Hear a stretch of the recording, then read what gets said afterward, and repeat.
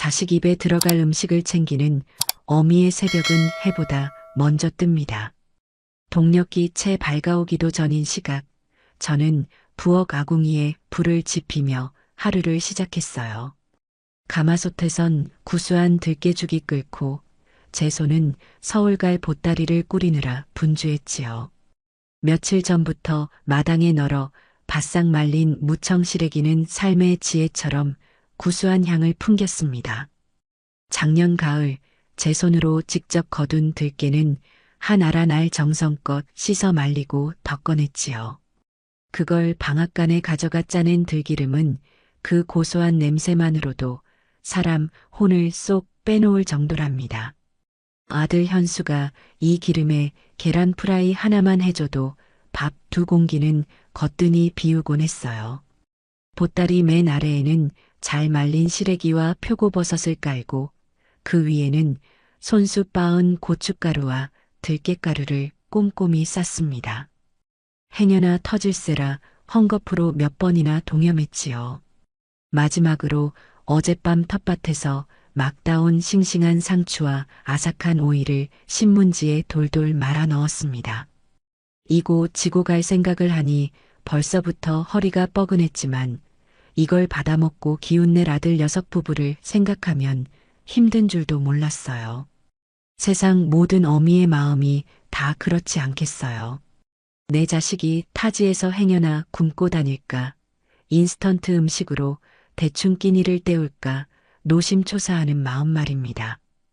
그렇게 꿀인 보따리 2개를 들고 이른 새벽 첫 차에 몸을 실었습니다.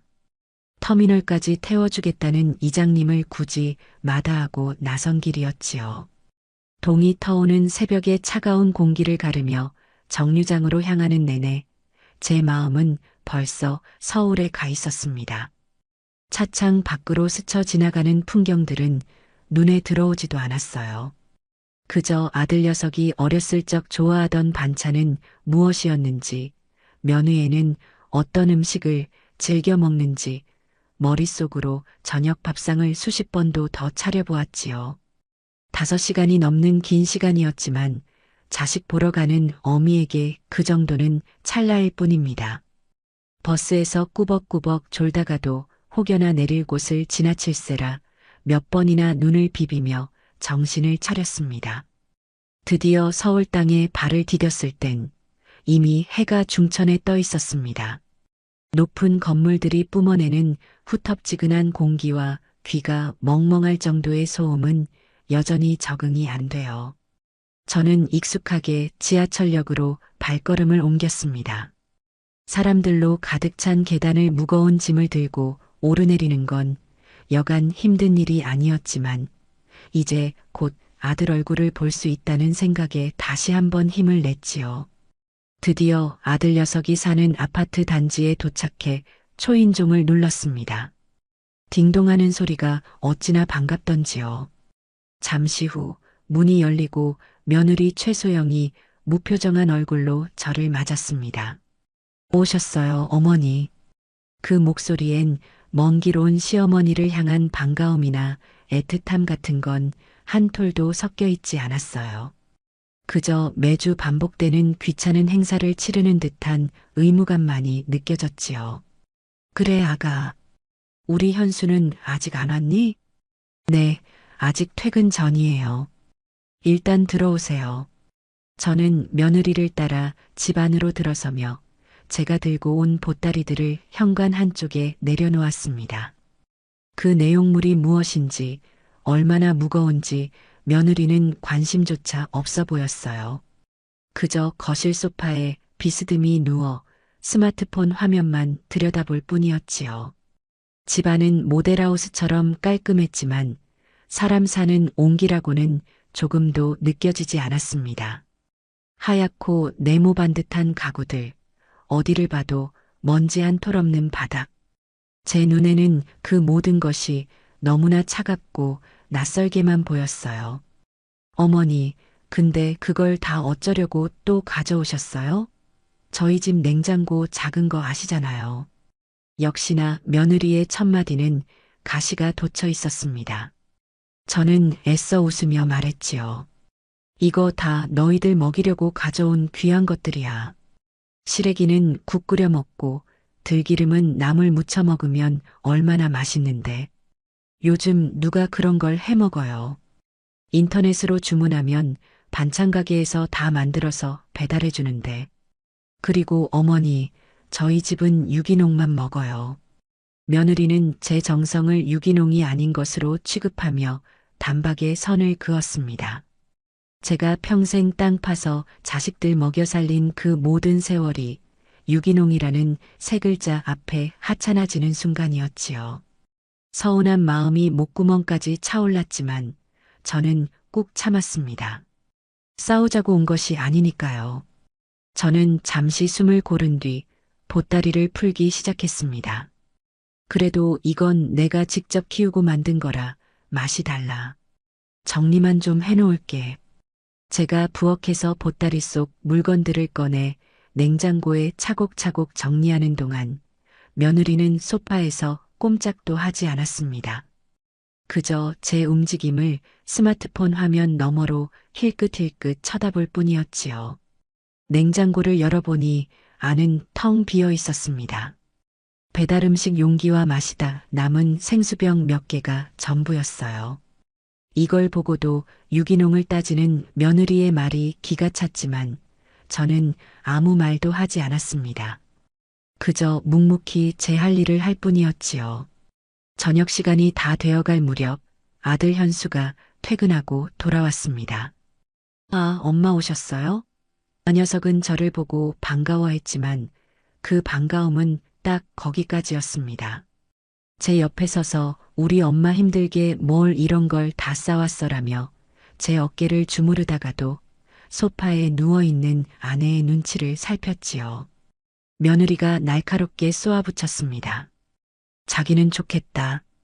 어머님이 맨날 이렇게 바리바리 싸다 주셔서 난 이 많은 짐 정리하느라 허리 부러지는 줄 알았네.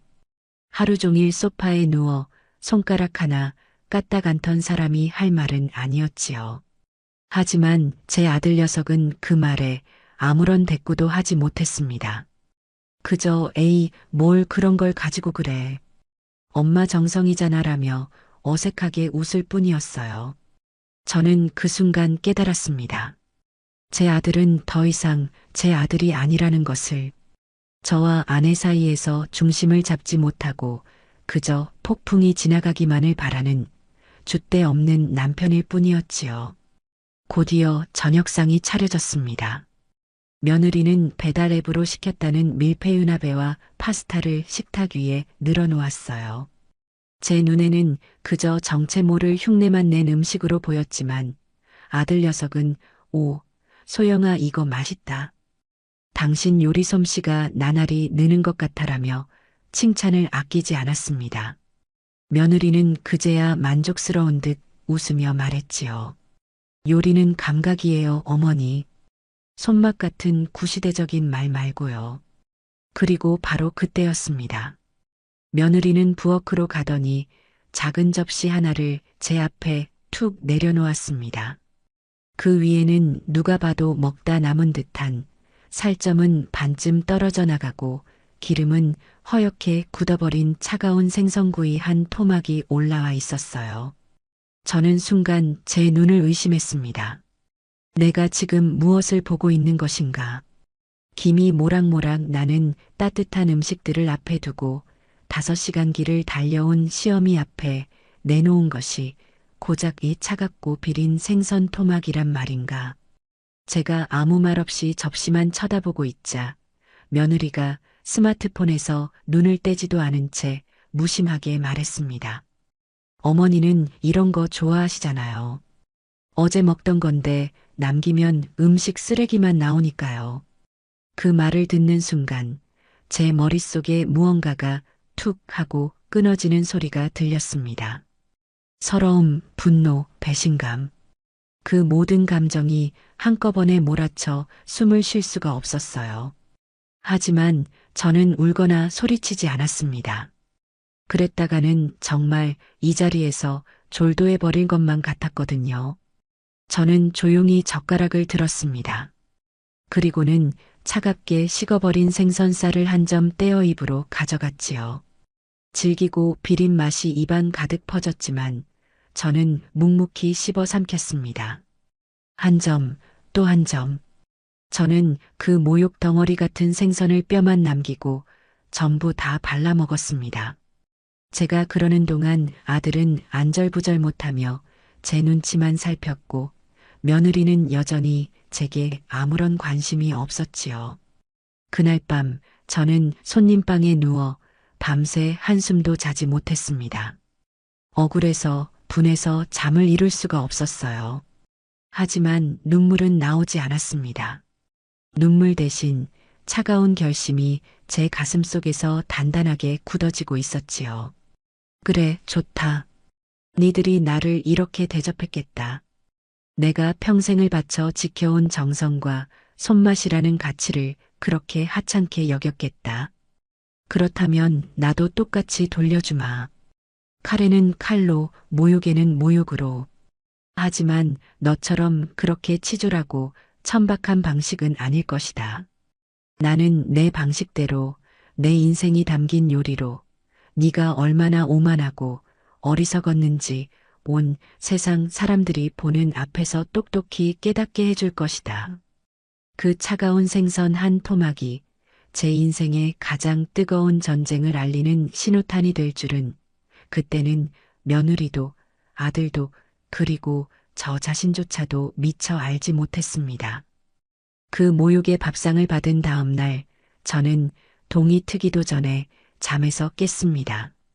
손님방에 곱게 깔린 비단 이불의 감촉이 마치 가시방석처럼 느껴져 하룻밤 새 온몸이 다 쑤시는 것 같았어요. 어젯밤의 일이 꿈이기를 바랐지만 입안에 남아있는 비릿한 뒷맛이 지독한 현실을 일깨워 주었습니다. 저는 조용히 일어나 부엌으로 향했습니다. 식탁 위에는 어젯밤의 흔적들이 그대로 남아 있었지요. 며느리가 차려낸 화려한 음식들은 거의 그대로 남겨져 음식물 쓰레기통으로 향할 운명이었고 제가 먹었던 생선 접시만 앙상한 뼈를 드러낸 채 덩그러니 놓여 있었습니다. 그 광경이 마치 우리 고부 사이의 현주소를 보여주는 것만 같아 씁쓸한 웃음이 나왔습니다. 잠시 후 며느리가 부스스한 얼굴로 부엌에 들어섰습니다. 저를 보고도 인사는커녕 냉장고 문을 열어 생수 한 병을 벌컥벌컥 들이켰지요. 어머니, 오늘 내려가실 거죠? 차표는 예매하셨고요. 며느리는 대놓고 제가 빨리 떠나기를 바라는 눈치였습니다. 저는 아무렇지 않은 척 대답했어요. 그래, 아침밥만 먹고 일어서야지. 제 말에 며느리는 인상을 팍 찌푸리더군요. 아침부터 무슨 밥이에요? 그냥 토스트나 드세요. 그러더니 식빵 몇 조각을 토스터기에 쑤셔 넣고 커피포트의 버튼을 눌렀습니다. 잠시 후 탄내가 진동하며 까맣게 그을린 식빵이 튀어올랐고 며느리는 아무렇게나 탄 부분을 칼로 긁어낸 뒤 제 앞에 던지듯 내려놓았습니다. 커피는 또 어찌나 맛이 없던지 맹물에 커피 향만 살짝 스치고 지나간 듯한 밍밍한 맛이었어요. 저는 그 맛없는 토스트를 꾸역꾸역 씹어 삼키며 생각했습니다. 요리는 감각이라고? 음식에 대한 최소한의 정성도 없는 주제에 감각을 논할 자격이나 있는 것인지. 아들 녀석은 출근 준비에 바빠 아침밥은 먹는 둥 마는 둥 하더니 제게 다가와 용돈이라며 엠벌로프스 하나를 쥐어주었습니다. 엄마 미안해. 어젯밤에 소영이가 좀 예민해서 그랬어. 네가 이해 좀 해줘. 녀석의 목소리에는 미안함이 담겨 있었지만 그 미안함의 대상은 제가 아니라 자기 자신과 이 불편한 상황을 만든 아내인 듯 했습니다. 저는 아무 말 없이 봉투를 받았지요. 그리고 현관을 나서는 제 등 뒤로 며느리가 아들에게 짜증 섞인 목소리로 말하는 것을 똑똑히 들었습니다. 자기 엄마 용돈까지 챙겨줘야 직성이 풀려. 우리 생활비도 빠듯한 거 몰라. 집으로 돌아오는 버스 안에서 저는 창밖만 하염없이 바라보았습니다. 지난밤의 분노는 어느새 차가운 결심으로 바뀌어 가슴속 깊은 곳에 자리를 잡고 있었어요. 며느리 최소영. 그 아이의 오만함은 어디서 나오는 것일까? 그것은 단순히 버릇이 없는 것을 넘어 자신이 믿는 가치 외의 모든 것을 틀렸다고 여기는 얄팍한 신념에서 비롯된 것이었습니다. 화려하고 자극적이고 사진 찍기 좋은 음식만이 진짜 요리라고 믿는 아이. 땀과 시간과 기다림이 만들어내는 깊은 맛의 가치를 모르는 아이. 그렇다면 알려줘야지요. 진짜 맛이 무엇인지, 진짜 요리가 무엇인지. 그 아이가 가장 자신 있어 하는 방식으로 가장 화려한 무대 위에서 처절하게 깨닫게 해줘야 했습니다. 시골집에 돌아와 며칠을 알아누웠습니다. 몸살이 아니라 마음살이었지요. 밥맛도 없고 잠도 오지 않았습니다. 멍하니 텔레비전을 켜놓고 시간을 죽이던 어느 날 오후였어요. 요란한 배경음악과 함께 화면에 화려한 자막이 떠올랐습니다. 대한민국 최고의 아마추어 요리사를 찾습니다. K셰프 챌린지 시즌 3. 젊고 세련된 요리사들이 나와 현란한 기술을 선보이고 심사위원들은 날카로운 평가를 쏟아냈습니다. 모든 것이 빠르고 화려하고 자극적이었지요. 저는 홀린 듯 화면을 바라보았습니다. 저것이 바로 내 며느리가 동경하는 세상이구나. 저곳에서는 내가 평생을 바쳐 끓여낸 공국보다 단 10분 만에 만들어내는 스테이크가 더 높은 가치를 인정받는구나. 바로 그때 전화벨이 울렸습니다. 아들 현수였지요. 녀석의 목소리는 평소보다 한 톤 높아져 있었습니다. 엄마, 지금 TV 봐. 소영이가 저기 나간대. K셰프 챌린지. 저는 아무 말도 하지 않았습니다. 엄마, 대단하지 않아? 우리 소영이가 저기서 우승할지도 몰라. 엄마도 꼭 소영이 응원해줘야 해. 아들은 철없이 떠들어댔습니다. 녀석에게 어젯밤의 모욕은 이미 잊힌 과거일 뿐이었지요. 제가 전화를 끊으려 하자 아들이 다급하게 말했습니다. 아, 맞다, 엄마. 내가 소영이 SNS 주소 보내줄게. 여기 들어가면 멋진 사진 많으니까 좋아요도 좀 눌러주고 그래. 잠시 후 휴대폰으로 메시지 하나가 도착했습니다. 난생 처음 보는 복잡한 주소를 누르자 며느리의 얼굴이 화면 가득 나타났어요. 온갖 화려한 음식 사진들, 그리고 그 옆에서 명품 옷을 입고 환하게 웃고 있는 며느리의 모습, 그리고 가장 최근에 올라온 게시물에는 이런 글이 적혀 있었습니다. 드디어 저의 진가를 보여줄 시간이네요. K셰프 챌린지 본선 진출 확정. 요리는 정성이 아니라 감각이죠. 구시대적인 손맛은 이제 안녕. 해시태그 K셰프 도전, 해시태그 요리는 감각, 해시태그 손맛은 옛말, 해시태그 최소영이 접수한다.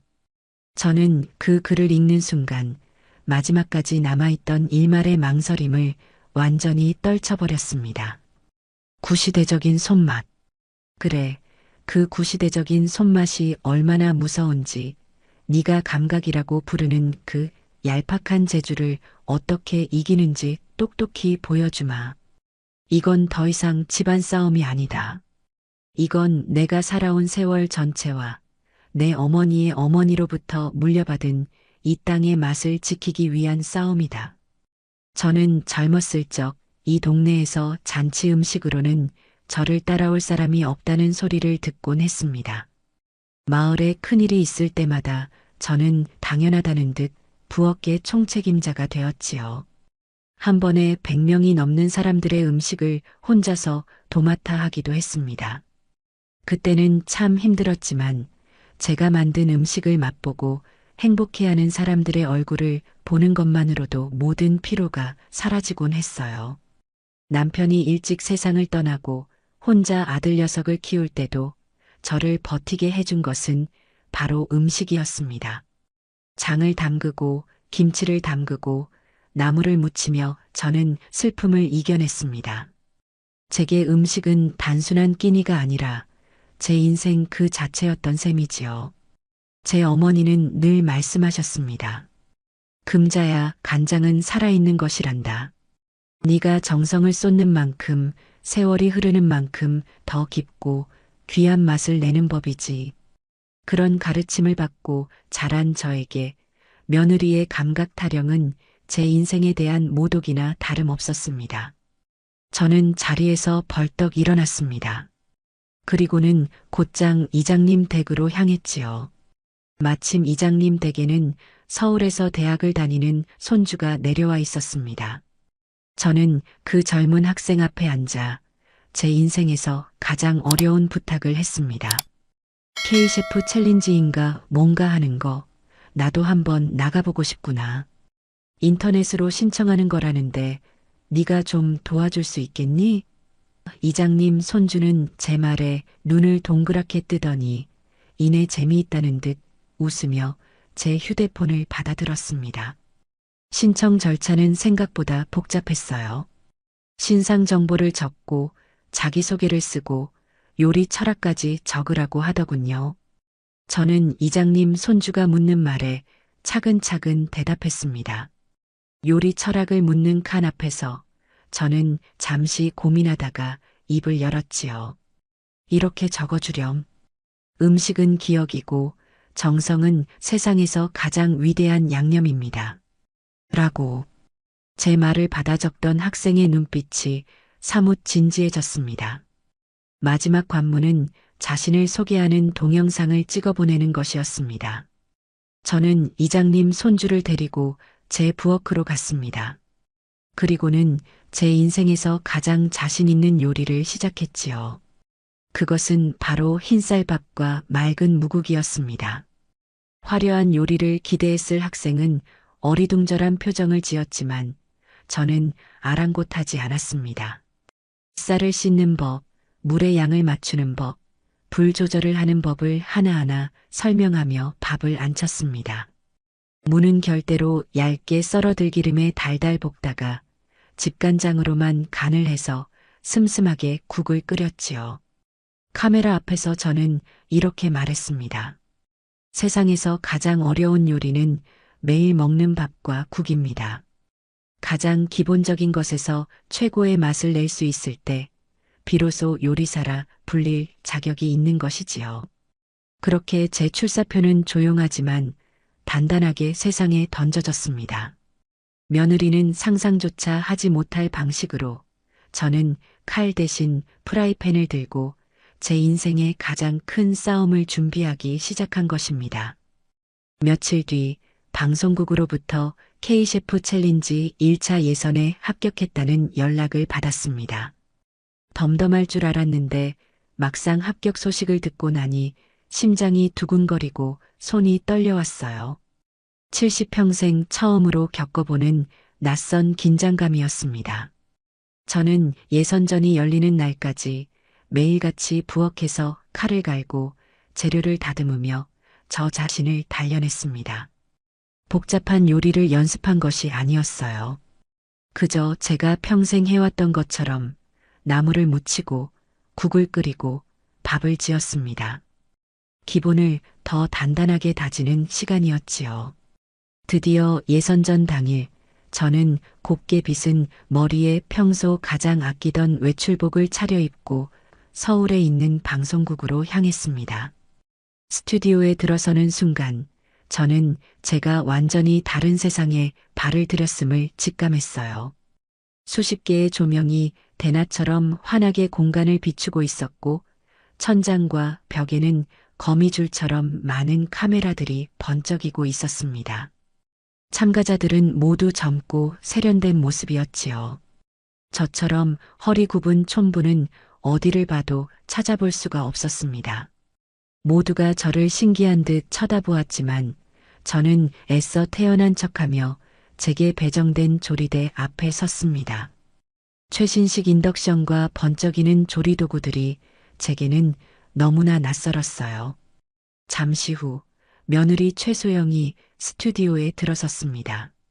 마치 연예인이라도 된 것처럼 화려한 옷차림에 짙은 화장을 하고 있었지요. 저를 발견한 며느리는 경악을 금치 못하는 표정이었습니다. 마치 귀신이라도 본 사람처럼 얼굴이 새하얗게 질려 저를 향해 성큼성큼 다가왔습니다. 어머니, 지금 여기서 뭐 하시는 거예요? 여기가 어디라고 어머니가 오세요? 며느리는 주변의 시선도 아랑곳하지 않고 제게 쏘아붙였습니다. 저는 조용히 대답했지요. 나도 요리사 자격으로 왔다. 너만 요리하라는 법 있니? 지금 저 망신 주려고 일부러 이러시는 거죠? 그렇죠? 망신은 스스로 주는 것이지 남이 주는 게 아니란다. 나는 내 음식을 하러 왔을 뿐이야. 네가 정말 자신이 있다면 남이 뭘 하든 신경 쓸 것 없지 않겠니? 제 말에 며느리는 아무 대꾸도 하지 못하고 입술만 깨물었습니다. 마침 촬영이 시작된다는 감독의 외침이 들렸고 며느리는 분이 풀리지 않은 얼굴로 자신의 자리로 돌아갔습니다. 그렇게 저와 며느리의 기묘한 대결은 시작부터 팽팽한 긴장감 속에서 막을 올렸습니다. 첫 번째 예선의 주제는 나의 소울푸드였습니다. 자신의 인생이 담긴 음식을 만들라는 것이었지요. 제한 시간은 1시간. 시작 소리와 함께 모든 참가자들이 분주하게 움직이기 시작했습니다. 며느리는 온갖 서양 식재료들을 꺼내놓고 현란한 칼질을 선보였어요. 푸아그라, 트러플, 아스파라거스 같은 이름도 생소한 것들이었지요. 잠시 후 며느리는 푸아그라를 곁들인 된장 리소토라는 요리를 완성해 심사위원 앞에 내놓았습니다. 하얀 접시 위에 담긴 모습은 그럴싸해 보였어요. 젊은 푸드 블로거 출신의 심사위원은 된장의 구수함과 푸아그라의 녹진함이 만나 새로운 맛의 지평을 열었네요. 정말 대담하고 창의적인 시도입니다. 라며 극찬을 아끼지 않았습니다. 며느리의 어깨가 으쓱 올라가는 것이 보였지요. 하지만 한식 대가인 박철곤 심사위원장의 표정은 달랐습니다. 그는 굳은 얼굴로 리소토를 한 숟갈 맛보더니 이내 숟가락을 내려놓았습니다. 최소영 씨, 아이디어는 좋습니다. 하지만 이건 뿌리가 없는 요리예요. 된장은 그저 짠맛을 내는 소스로 전락해버렸고 푸아그라의 기름진 맛이 모든 맛의 균형을 무너뜨리고 있습니다. 화려한 재료를 쓴다고 해서 좋은 요리가 되는 것이 아닙니다. 재료에 대한 깊은 이해가 먼저입니다.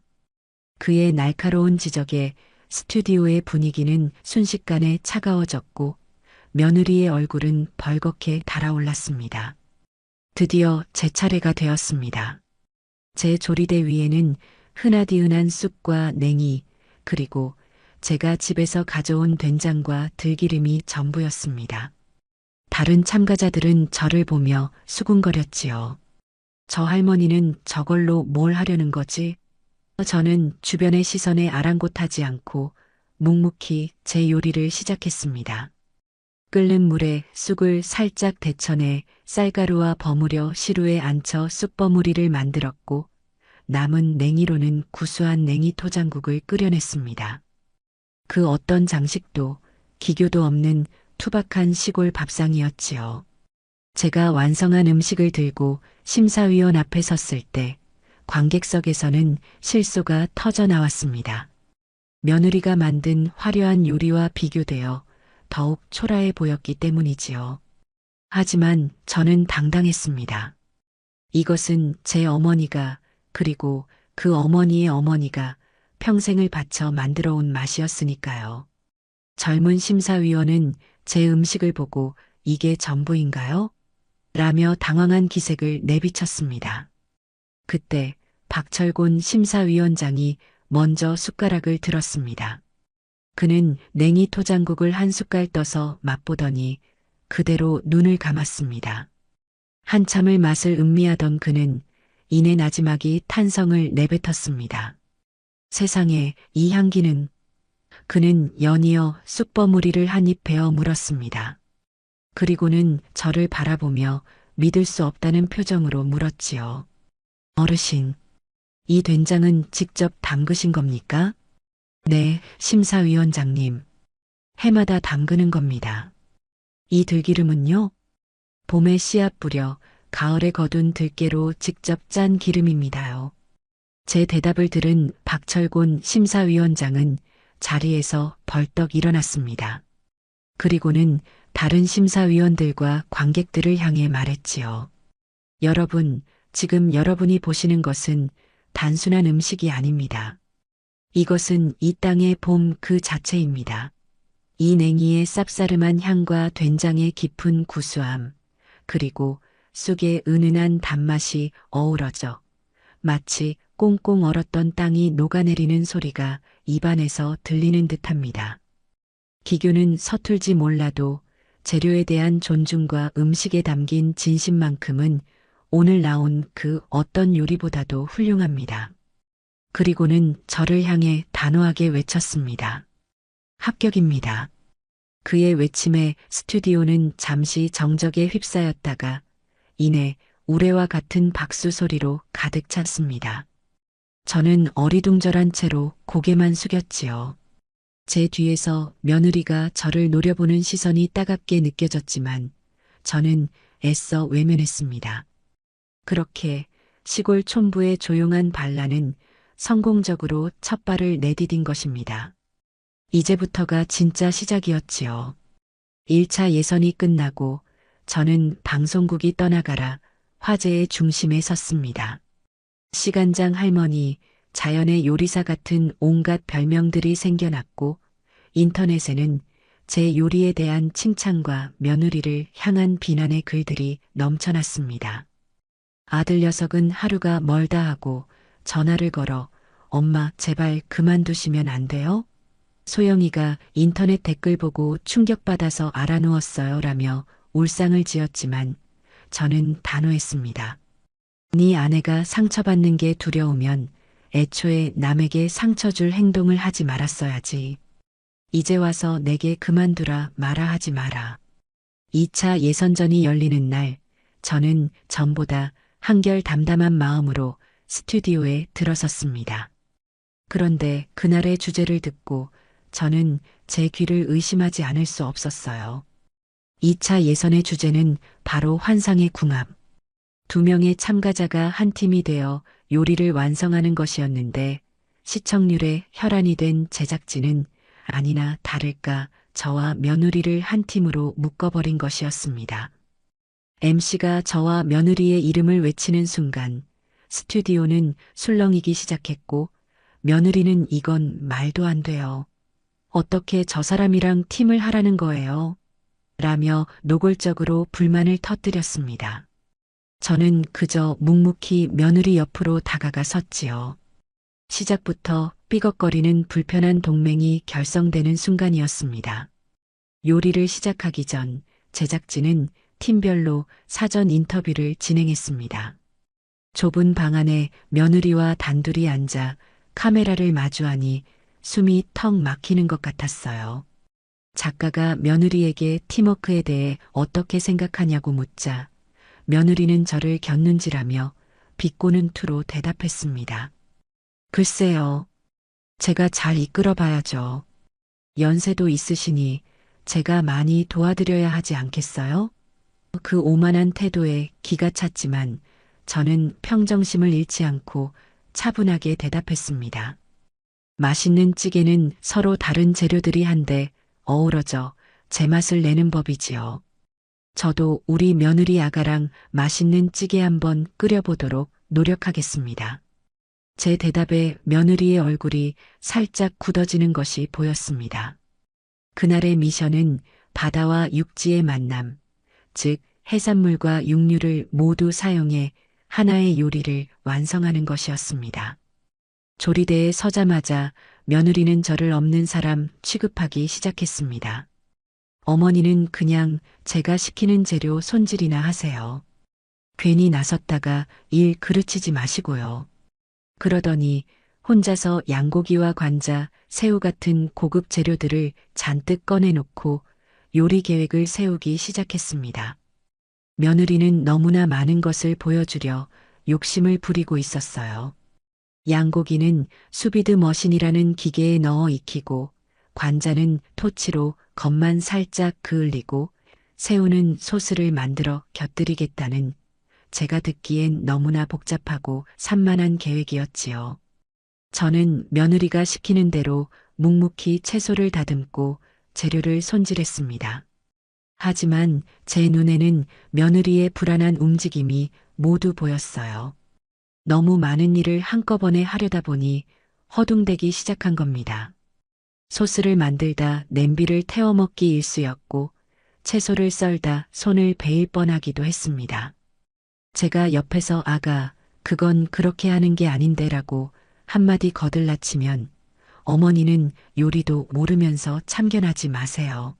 라며 날카롭게 소리를 질렀지요. 시간은 야속하게 흘러갔습니다. 제한 시간의 절반이 지났을 때 며느리는 거의 울기 직전의 표정이었습니다. 수비드 기계에서 꺼낸 양고기는 너무 익어 퍽퍽해졌고, 토치로 그을린 관자는 타이밍을 놓쳐 새까맣게 타버렸습니다. 엎친 데 덮친 격으로 소스 맛을 보던 며느리는 소금을 쏟아 넣어버리는 결정적인 실수를 저지르고 말았지요. 아, 어떡해. 망했어. 다 망했어. 며느리는 자리에 주저앉아 머리를 감싸쥐었습니다. 모든 것을 포기한 듯한 모습이었지요. 저는 더 이상 지켜보고만 있을 수 없었습니다. 저는 며느리를 일으켜 세우며 단호하게 말했습니다. 아직 안 끝났다. 지금부터 내가 하라는 대로 하거라. 그리고는 조리대의 지휘권을 가져왔습니다. 저는 먼저 너무 익어버린 양고기를 아주 얇게 저면했습니다. 그리고는 팬에 기름을 두르고 다진 마늘과 파를 볶아 향을 낸 뒤 간장과 꿀, 배즙을 넣어 즉석에서 양념장을 만들어 얇게 썬 양고기를 넣고 재빨리 볶아냈지요. 너비아니를 응용한 방식이었습니다. 새까맣게 타버린 관자는 과감히 버리고, 남은 관자와 새우는 밀가루와 계란물을 입혀 노릇노릇하게 전을 부쳤습니다. 소금에 절어 짜게 된 소스는 감자와 물을 급하게 갈아 넣어 짠맛을 중화시키고, 들깨가루를 듬뿍 넣어 구수한 맛을 더했지요. 제 손은 보이지 않을 정도로 빠르게 움직였습니다. 평생을 부엌에서 살아온 제게 이 정도 위기는 위기도 아니었으니까요. 며느리는 넋을 잃은 채 제 움직임을 바라보고 있었습니다. 마치 처음 보는 사람인 양 경이로운 눈빛으로 저를 쳐다보았지요.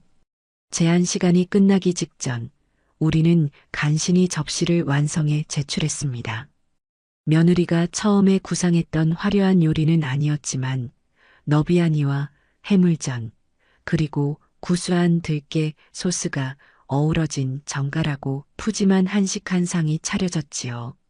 심사위원들은 우리 요리를 맛보고는 고개를 갸웃거렸습니다. 박철곤 심사위원장이 입을 열었지요. 참으로 기묘한 요리입니다. 최소영 씨의 야심과 서금자 어르신의 지혜가 한 접시 안에서 싸우고 화해하는 듯한 맛이군요. 과정은 불안했지만 결과적으로는 아주 훌륭한 맛의 조화를 이뤄냈습니다. 특히 이 너비아니는 실패한 재료를 살려낸 어르신의 임기응변이 아니었다면 맛보지 못했을 겁니다. 결과는 합격이었습니다. 하지만 기쁨보다는 씁쓸함이 더 컸어요. 며느리는 합격 소식을 듣고도 저에게 고맙다는 말 한마디 하지 않았습니다. 그저 굳은 얼굴로 저를 스쳐 지나 대기실로 사라져버렸지요. 그 뒷모습을 보며 저는 긴 한숨을 내쉬었습니다. 잠시 후 주머니 속 휴대폰이 요란하게 울렸습니다. 아들 녀석이었습니다. 엄마, 봤어? 두 사람 같이 요리하는 거 정말 멋있었어. 환상의 팀워크던데? 역시 우리 엄마랑 우리 아내야. 그 녀석의 해맑은 목소리를 들으며 저는 어쩌면 이 싸움에서 가장 어리석고 불쌍한 것은 아무것도 모르는 채 우리 사이를 맴돌고 있는 저 아들 녀석일지도 모른다는 생각을 했습니다. 불편하기 짝이 없었던 2차 예선이 끝나고 방송국을 나서는 길, 며느리와 저는 한마디 말도 섞지 않았습니다. 대기실에 머무는 내내 그 아이는 마치 제가 투명인간이라도 되는 양 철저히 무시했지요.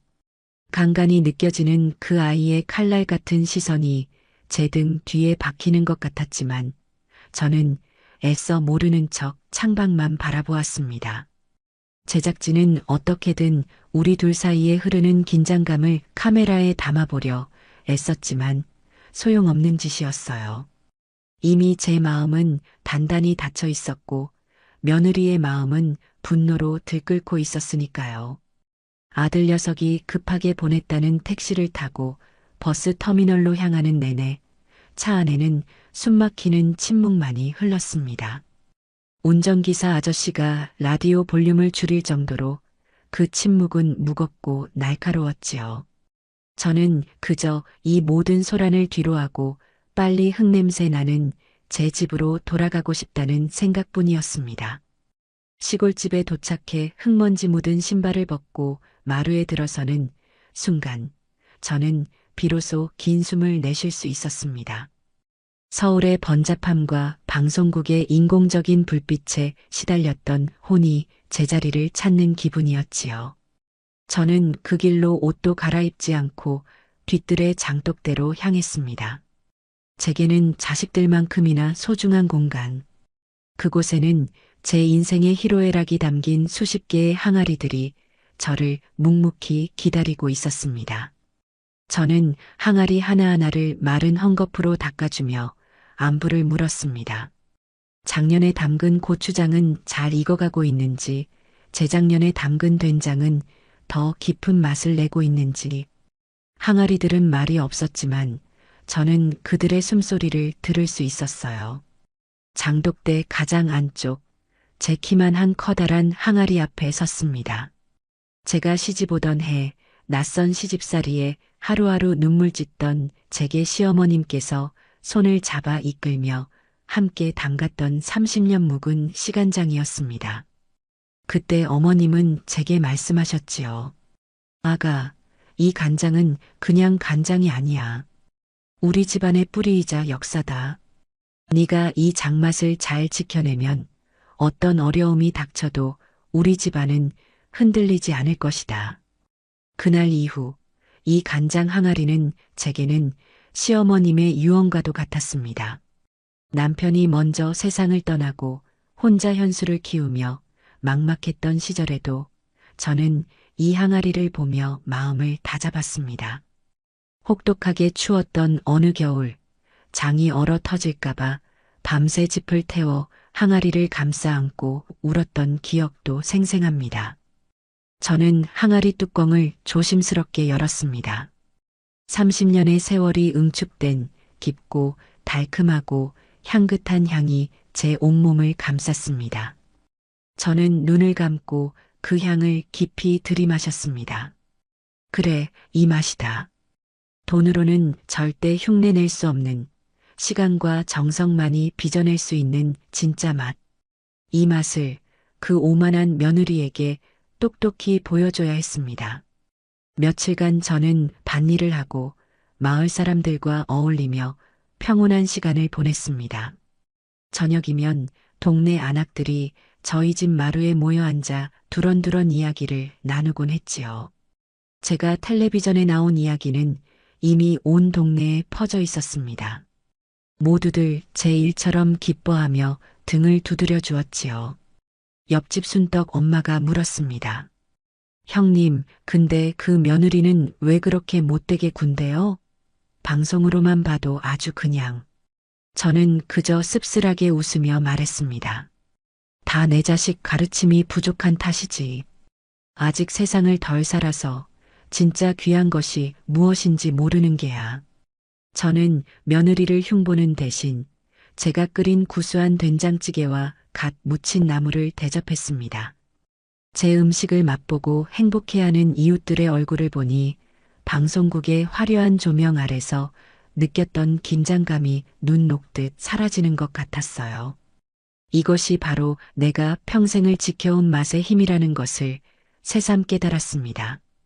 그러던 어느 날 저녁 아들 녀석에게서 전화가 걸려왔습니다. 잔뜩 풀이 죽은 목소리였지요. 엄마, 큰일 났어. 다음 경연 주제가 시간이래. 소영이가 지금 완전히 무너졌어. 자기는 돈으로 살 수 있는 시간밖에 모른다고, 뭘 해야 할지 하나도 모르겠다고 며칠째 울기만 해. 저는 아들의 하소연을 묵묵히 들었습니다. 이 녀석은 어떻게든 제가 며느리에게 조언을 해주길 바라는 눈치였지만 저는 그럴 생각이 추호도 없었어요. 스스로 깨우치기 전에는 그 어떤 답도 자기 것이 될 수 없는 법이다. 그 아이가 정말 이기고 싶다면 답은 자기 자신 안에서 찾아야 할 게야. 저는 매정하게 전화를 끊었습니다. 잠시 후 아들이 보내온 사진 속에는 며느리가 주문한 식재료 목록이 빼곡히 적혀 있었습니다. 15년 숙성 발사믹, 블랙 트러플, 콤부차. 저는 그 목록을 보며 긴 한숨을 내쉬었습니다. 저 어리석은 것. 여전히 겉모습만 좇고 있구나. 시간의 무게를, 그 가치를 전혀 이해하지 못하고 있구나. 드디어 8강전이 열리는 날, 저는 다른 때보다 더 큰 항아리 하나를 조심스럽게 챙겨들고 서울로 향했습니다. 방송국 대기실은 그야말로 전쟁터 같았어요. 모두가 마지막 결전이라도 되는 듯 비장한 표정으로 각자의 무기를 점검하고 있었지요. 그날은 대한민국에서 가장 깐깐하고 무섭기로 소문난 음식평론가 마상필 씨가 특별심사위원으로 온다는 소식에 스튜디오에는 유독 무거운 긴장감이 감돌았습니다. 그는 요리사들 사이에서 백정의 칼이라 불릴 정도로 맛없는 음식에 대해서는 가차없는 비평을 쏟아내는 인물이었습니다. 잠시 후 마상필 평론가가 스튜디오에 들어섰습니다. 그는 참가자들을 한번 쓱 훑어보더니 마이크를 잡고 차갑게 말했지요. 여러분, 오늘 저는 여러분의 요리에서 진정성을 볼 겁니다. 얄팍한 기술이나 비싼 재료로 제 혀를 속이려 들 생각은 아예 하지 마십시오. 여러분이 살아온 인생을, 여러분의 철학을 접시에 담아내십시오. 그렇지 않은 요리는 제게는 그저 음식물 쓰레기일 뿐입니다. 그의 말에 참가자들의 얼굴은 하얗게 질렸고 며느리는 마른 침을 꿀꺽 삼키는 것이 보였습니다. 경연이 시작되었습니다. 주제 시간을 담은 요리. 며느리는 예상대로 자신이 준비해온 트러플 발사믹 소스를 곁들인 관자 카르파초와 콤부차 거품을 만들기 시작했습니다. 디지털 저울로 소스의 양을 0.1g 단위까지 정확하게 측정하고 타이머를 여러 개 맞춰놓고 분주하게 움직이는 모습은 요리사라기보다는 과학자에 가까워 보였지요. 중간 인터뷰에서 며느리는 자신만만하게 말했습니다. 시간은 과학입니다. 저는 15년이라는 시간이 만들어낸 발사믹 식초의 산미와 콤부차가 발효되며 만들어내는 복합적인 풍미를 과학적으로 계산해서 한 접시에 담아낼 겁니다. 드디어 며느리의 요리가 완성되었습니다. 하지만 마상필 평론가의 표정은 싸늘하기 그지없었어요. 그는 며느리의 요리를 맛보기도 전에 코를 킁킁거리며 인상을 찌푸렸습니다. 최소영 씨, 이 역겨운 인공 트러플 향은 대체 뭡니까? 마치 값싼 향수를 온몸에 뿌린 사람을 마주한 것처럼 불쾌하군요. 그는 겨우 포크로 관자 한 점을 찍어 맛보더니 이내 냅킨에 뱉어버렸습니다. 이건 요리가 아닙니다. 모독입니다. 시간이라는 신성한 주제를 돈으로 살 수 있다는 그 오만한 생각 자체가 글러먹었어요. 관자의 섬세한 단맛은 이따위 소스에 완전히 짓밟혀버렸고 이 의미 없는 거품은 왜 올린 겁니까? 최소영 씨의 요리에는 철학도 진정성도 없습니다. 오직 비싼 재료를 썼다는 과시욕과 얄팍한 허영심만이 가득하군요. 정말 실망스럽습니다. 그의 독설은 칼날이 되어 며느리의 심장에 그대로 꽂혔습니다.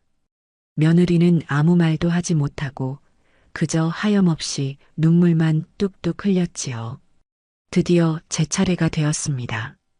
저는 조용히 제가 가져온 시간장 항아리의 뚜껑을 열었습니다. 30년의 세월이 응축된 향기가 스튜디오를 가득 채우자 마상필 평론가의 굳었던 표정이 미세하게 움직이는 것이 보였습니다. 저는 그 간장 하나만을 이용해 장조림과 약밥을 만들었습니다. 최고급 한우 홍두깨살을 결대로 찢어 간장에 졸여내고 찹쌀에 밤과 대추, 잣을 듬뿍 넣고 간장으로 맛을 낸 약밥을 찜기에 안쳤지요. 제 조리대는 너무나도 고요했습니다. 그저 냄비에서 장조림이 보글보글 끓는 소리와 찜기에서 김이 모락모락 피어오르는 모습만이 전부였어요. 마치 시간이 멈춘 듯한 평온함에 다른 참가자들조차 넋을 잃고 제 모습을 바라보고 있었습니다. 제 요리가 완성되어 심사위원들 앞에 놓였습니다. 마상필 평론가는 의심스러운 눈초리로 제 음식을 바라보더니 이내 조심스럽게 장조림 한 점을 맛보았습니다. 그리고 그의 표정이 변하기 시작했습니다. 놀라움, 감탄, 그리고 경이로움. 그는 눈을 감은 채 한참을 맛을 음미하더니 떨리는 목소리로 말했지요. 이럴 수가. 그는 연이어 약밥을 한 숟갈 맛보고는 그대로 굳어버렸습니다. 스튜디오의 모든 사람들이 그의 입만 바라보며 숨을 죽였습니다. 한참의 침묵 끝에 마상필 평론가가 자리에서 벌떡 일어났습니다. 여러분, 저는 방금 제 혀로 역사를 맛보았습니다. 이 간장 안에는 단순히 짜고 단 맛만 있는 것이 아닙니다. 30년이라는 시간 동안 어르신이 쏟아부은 사랑과 정성, 이 집안의 모든 희로애락이 담겨 있습니다. 짠맛 뒤에 숨어 있는 은은한 단맛, 그 뒤를 감싸는 깊은 감칠맛, 그리고 마지막에 혀끝에 남는 이 고귀한 향기까지. 이것은 맛의 오케스트라입니다. 그는 감격에 겨워 말을 잇지 못하다가 이내 저를 향해 허리를 깊이 숙였습니다. 선생님, 오늘 이런 위대한 유산을 맛보게 해주셔서 진심으로 감사합니다. 당신은 요리사가 아니라 시간을 빚어내는 위대한 장인입니다. 제가 감히 당신의 요리에 점수를 매긴다는 것 자체가 모독입니다. 그의 말에 저는 그만 눈물을 터뜨리고 말았습니다. 30년 세월의 설움과 저를 알아주는 이에 대한 고마움이 한꺼번에 북받쳐 올랐기 때문이지요. 그날 저는 압도적인 점수 차로 4강에 진출했습니다. 제 뒤에서 며느리는 텅 빈 눈으로 허공을 응시하고 있었습니다. 자신이 평생을 바쳐 쌓아 올린 가치관이 제 간장한 종지 앞에서 산산조각 나는 순간을 그 아이는 어떤 심정으로 마주하고 있었을까요? 8강전 방송이 나간 다음 날 아침 세상은 온통 제 이야기로 떠들썩했습니다. 낡은 텔레비전을 켜니 아침 교양 프로그램에서 제 얼굴과 며느리의 얼굴을 나란히 띄워놓고 전통의 가치에 대해 논하고 있더군요. 한쪽에서는 저를 숨어있던 진짜 장인이라며 칭송했고 다른 한쪽에서는 며느리를 기본도 안 된 허영심 많은 요리사라며 깎아내렸습니다. 신문과 인터넷도 마찬가지였지요. 시간장 할머니 30년의 맛으로 대한민국을 울리다 같은 제목의 기사들이 쏟아져 나왔고 그 기사들 밑에는 수천 개의 댓글이 달려 있었습니다. 대부분은 저를 응원하는 내용이었지만 며느리를 향한 비난은 그 정도가 너무나 심했어요. 단순한 비판을 넘어 인신공격에 가까운 악플들이 넘쳐났습니다. 저는 사람들의 뜨거운 관심이 감사하면서도 한편으로는 며느리가 받을 상처가 걱정되어 마음이 무거웠습니다. 제 복수는 그 아이의 실력을 꺾는 것이었지, 한 사람의 인격을 짓밟는 것은 아니었으니까요. 걱정은 곧 현실이 되어 날아들었습니다. 아들 현수에게서 걸려온 전화기 너머로 거의 이성을 잃은 듯한 녀석의 절규가 들려왔습니다. 엄마, 지금 이게 다 무슨 짓이야? 엄마 때문에 우리 가정이 완전히 박살나게 생겼다고.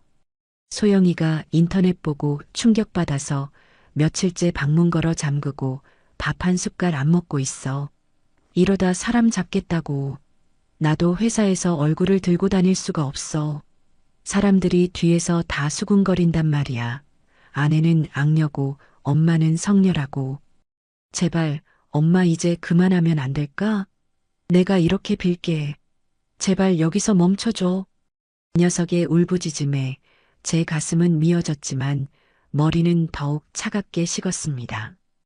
이 아이는 아직도 문제의 핵심을 보지 못하고 있었어요. 오직 눈앞에 닥친 아내의 고통과 자신의 체면만을 생각하고 있었습니다. 저는 조용하지만 단호한 목소리로 말했습니다. 현수야, 지금 당장 서울로 가마. 밖에서 너랑 나 단둘이서만 보자. 네 아내에게는 말하지 말고. 더 이상 전화로 할 이야기가 아니었습니다. 이 아이의 썩어빠진 정신을 바로잡기 위해서는 직접 얼굴을 마주하고 그 비겁한 눈을 들여다보며 말해야 했습니다. 저는 그 길로 짐을 챙겨 서울로 향했습니다. 약속 장소인 조용한 찻집에 먼저 도착해 앉아 있자니 창밖으로 보이는 서울의 풍경이 유독 더 삭막하게 느껴졌습니다. 잠시 후 현수가 초췌한 얼굴로 셔츠에 넥타이도 삐뚤게 맨 채 헐레벌떡 찻집으로 들어섰습니다.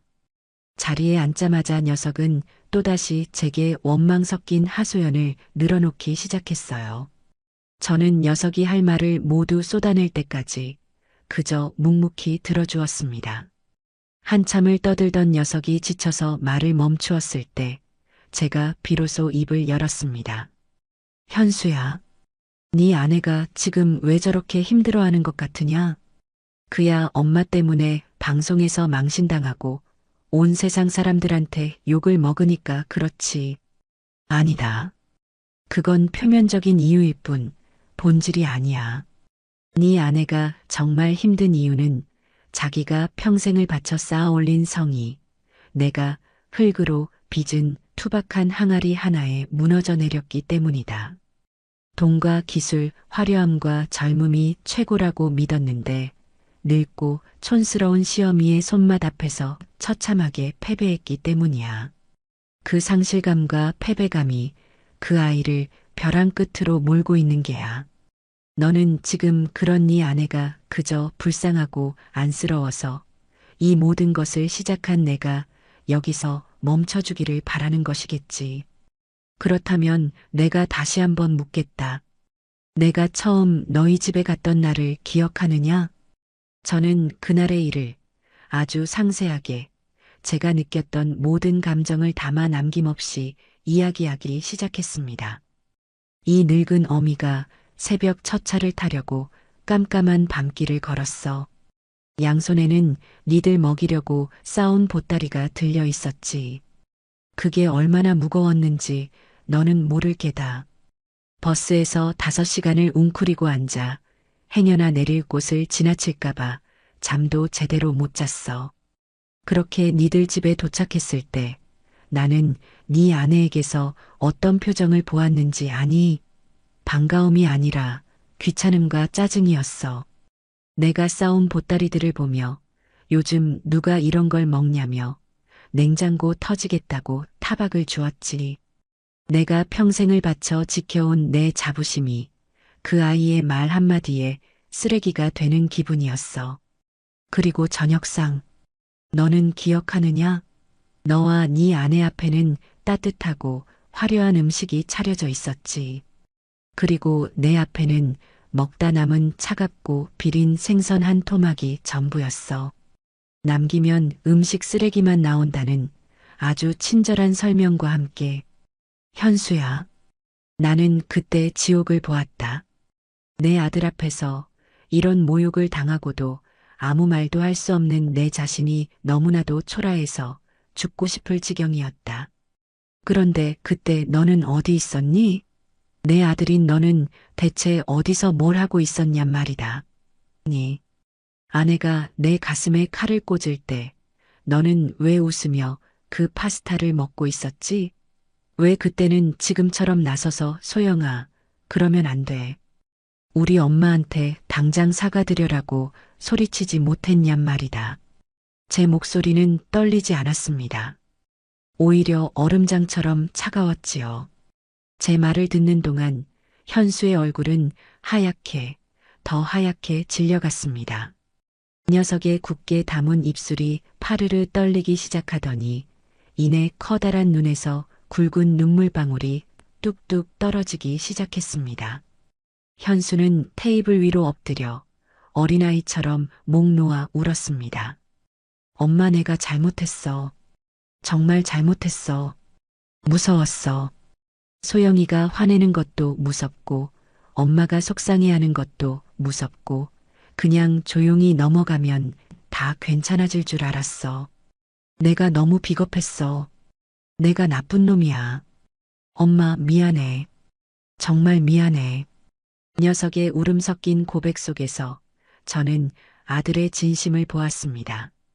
그것은 단순한 후회가 아니라 자신의 나약함과 비겁함에 대한 처절한 자기 혐오였습니다. 저는 말없이 우는 아들의 등을 쓸어주었습니다. 한참을 울던 녀석이 고개를 들었을 때 저는 녀석의 눈을 똑바로 보며 말했습니다. 이제라도 알았으면 됐다. 하지만 현수야, 너는 아직도 모르고 있다. 네가 정말로 잘못한 것은 내 편을 들어주지 않은 것이 아니야. 바로 네 편을 들어주지 않은 것이다.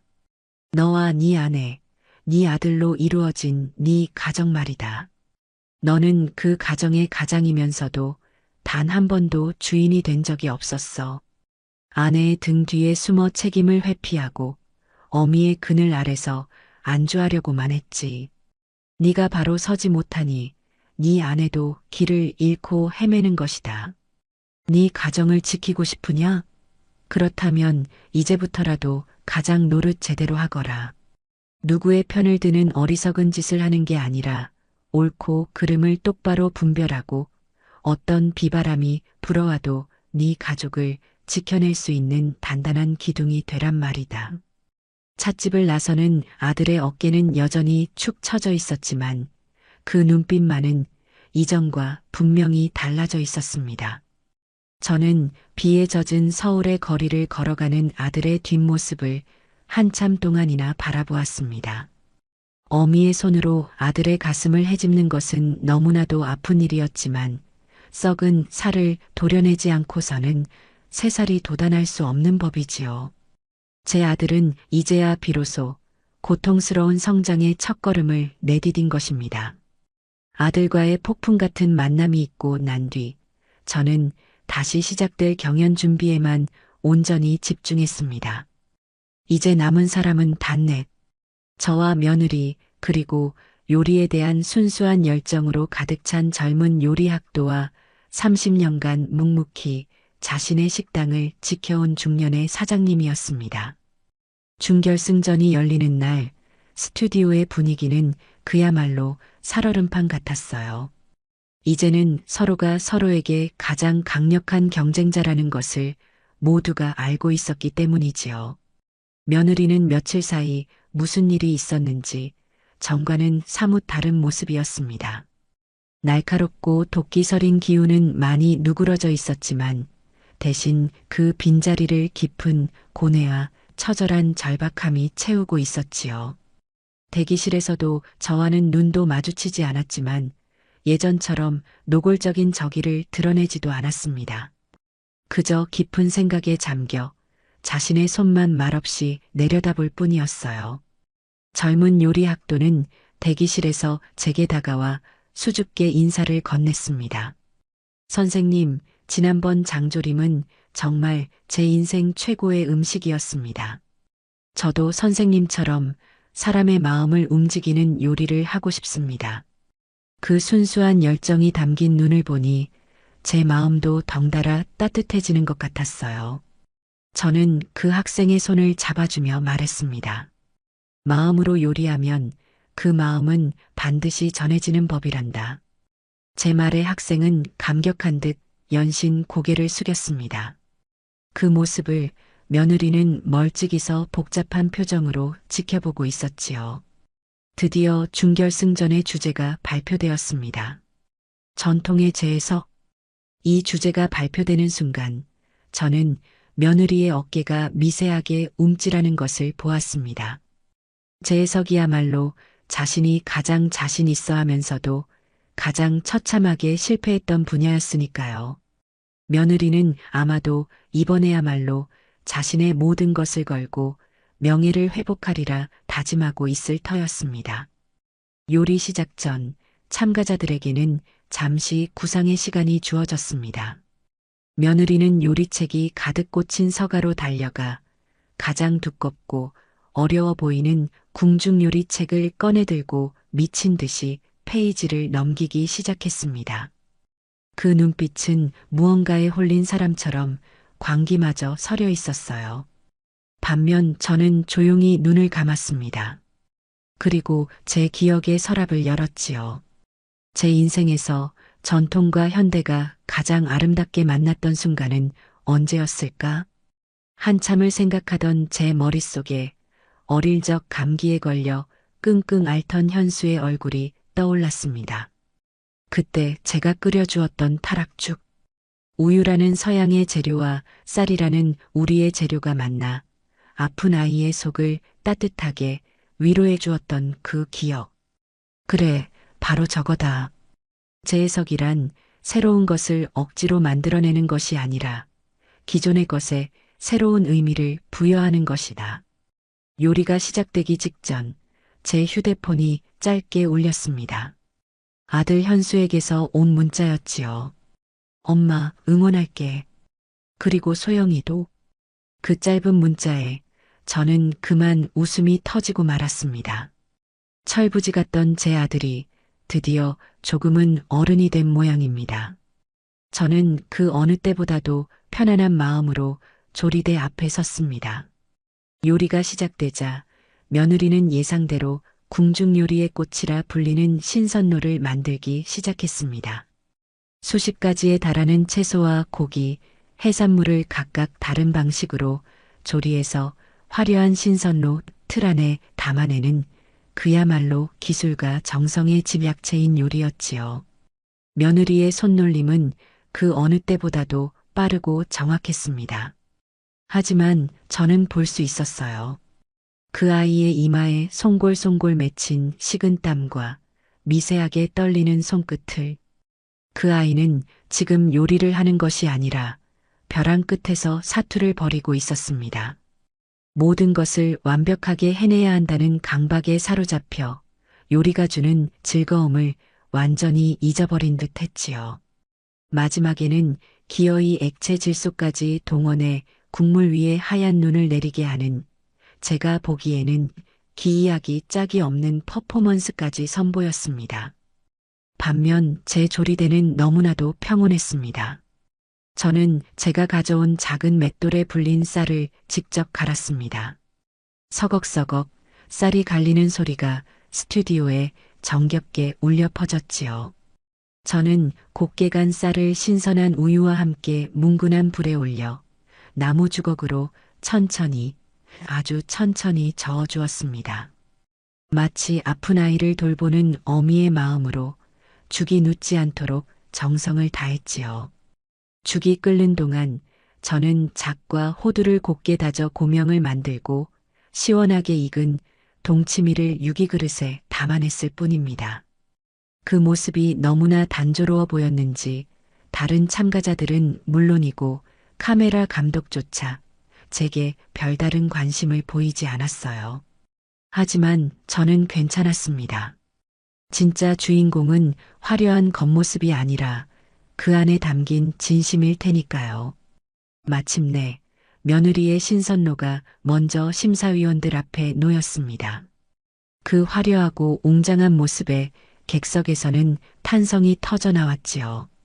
하지만 심사위원들의 표정은 여전히 냉정했습니다. 마상필 평론가가 숟가락을 들기도 전에 입을 열었지요. 최소영 씨, 지난번에 실패해서 아무것도 배우지 못했군요. 당신은 여전히 본질을 보지 못하고 껍데기에만 집착하고 있습니다. 신선로의 핵심은 무엇입니까? 바로 화합입니다. 각기 다른 재료들이 뜨거운 국물 속에서 하나가 되어 더 깊은 맛을 내는 것, 그것이 바로 신선로의 철학입니다. 그런데 이 요리는 어떻습니까? 모든 재료가 내가 최고다라고 각자 소리를 지르고 있군요. 아름답기는 하지만 그 안에는 아무런 이야기도 감동도 없습니다. 이 차가운 질소 눈은 또 뭡니까? 신선로의 생명은 따뜻한 온기인데 당신은 스스로 그 생명을 얼려버렸어요. 아주 실망스럽습니다. 그의 평가는 이전보다 더욱 차갑고 날카로웠습니다. 며느리는 이제 울지도 못하고 그저 핏기 없는 얼굴로 자리에 서 있을 뿐이었지요. 이어서 제 타락죽이 심사위원들 앞에 놓였습니다. 소박하기 그지없는 모습에 객석은 의아하다는 듯 술렁였습니다. 하지만 죽을 한 숟갈 맛본 심사위원들의 얼굴에 경이로운 빛이 감돌기 시작했습니다. 아무도 말을 하지 않았습니다. 그저 조용히 그리고 경건하게 그릇을 비워낼 뿐이었지요. 모든 그릇이 비워지고 난 뒤 한참의 침묵 끝에 마상필 평론가가 눈을 감은 채 나지막이 입을 열었습니다. 저는 방금 세상에서 가장 완벽한 위로를 받았습니다. 모두가 더하기를 외치며 자신의 요리를 과시할 때 서금자 선생님은 빼기를 통해 우리에게 본질을 이야기하고 계십니다. 쌀의 부드러움과 우유의 고소함, 그 외에는 아무것도 없습니다. 하지만 그 단순함 속에 한 사람의 인생 전체가 담겨 있군요. 이것은 단순한 재해석이 아닙니다. 전통이란 무엇인가에 대한 가장 근원적인 질문이자 가장 완벽한 대답입니다. 시대를 초월하여 사람의 마음을 어루만지는 힘, 그것이 바로 우리가 지켜나가야 할 전통의 진짜 모습일 겁니다. 그날 저는 프로그램 역사상 전무후무한 만장일치 최고점을 기록하며 결승에 진출했습니다. 며느리는 운 좋게도 다른 참가자의 치명적인 실수 덕분에 역대 최저 점수로 간신히 결승행 막차를 탔지요. 결과가 발표되는 순간 며느리는 저를 똑바로 쳐다보았습니다. 그 눈빛 속에는 여전한 분노와 치욕이 담겨 있었지만 저는 그 너머에서 아주 희미하게 흔들리고 있는 어떤 다른 감정을 분명히 보았습니다. 그것은 아마도 거대한 벽 앞에서 한없이 작아진 자기 자신을 발견한 인간의 근원적인 경외심 혹은 존경심 같은 것이었을 겁니다.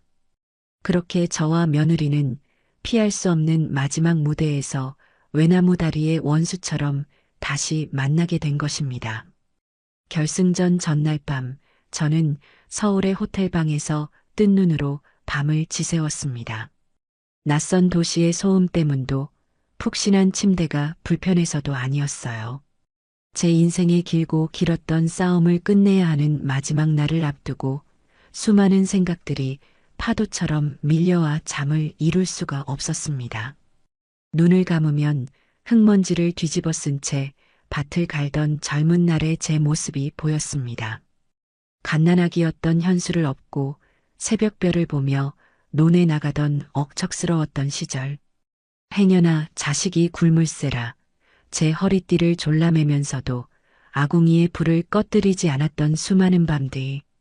그리고 먼저 세상을 떠난 남편의 텅 빈 자리를 바라보며 소리 없이 눈물을 삼켜야 했던 외로운 시간들.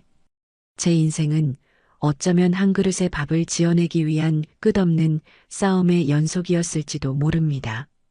저는 조용히 자리에서 일어나 창가에 앉았습니다. 창밖으로는 잠들지 않는 도시의 불빛들이 강물처럼 흐르고 있었지요. 저 수많은 불빛 아래에는 또 얼마나 많은 사람들이 각자의 싸움을 벌이며 살아가고 있을까요? 문득 며느리 최소영의 얼굴이 떠올랐습니다.